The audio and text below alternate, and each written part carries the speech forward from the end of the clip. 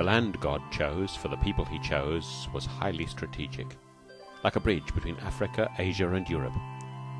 Since in the late Bronze and early Iron Ages, Egypt and Mesopotamia were the two great centers of civilization, knowledge, wealth, and power traveled between them. To get to Egypt from Mesopotamia, you would first head north and west to avoid the great Arabian desert, to Haran, or one of the cities on the northern Euphrates, and from there east to Aleppo, and south to Damascus through mountain passes, south again down the Rift Valley to the Sea of Galilee, the plain of Jezreel, past the fortress city of Megiddo, and through the pass southwest to the coast, from where a level road leads to the riches of Egypt. This small corner of the world that God chose was a highly strategic land bridge. To control it was to master trade, wisdom, and power. For it linked the powerful great empires of Mesopotamia with the stable, rich, and ancient culture of Egypt. Canaan is a land of sharp contrasts. With the prevailing winds from the west across the Mediterranean, the east side of the hill country gets little moisture. What rain does fall runs off fast, creating steep-sided wadis, a land of shepherds, not farmers. The hill country itself is also steep and rugged, though more fertile, with a mix of crops and herds. These hills run like a spine up the centre of the land, broken only by the arrow-shaped plain of Jezreel.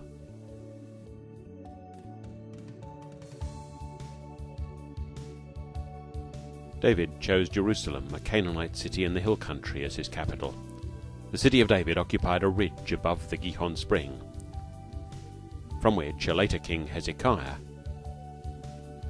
cut a long tunnel through the rock to supply the city, a reminder of the importance of water in this dry land. So, in Bible times, Israel occupied mainly the rugged hill country, home of shepherds and kings. The foothills of these mountains, the Shephelah, get both more rain and runoff, and are gentler and more fertile.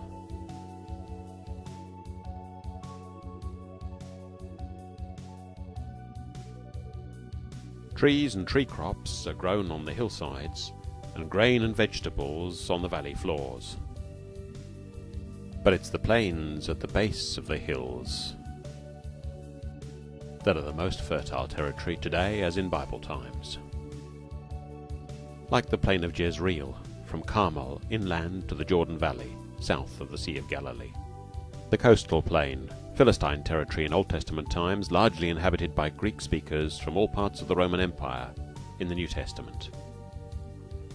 Just over the hill from the plain of Jezreel, which is perhaps the most fought-over real estate on earth, is Nazareth, Jesus' hometown.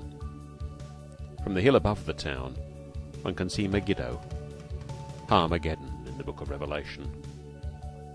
So the land of the Bible is not merely a land flowing with milk and honey, but a land of contrasts and a highly strategic location.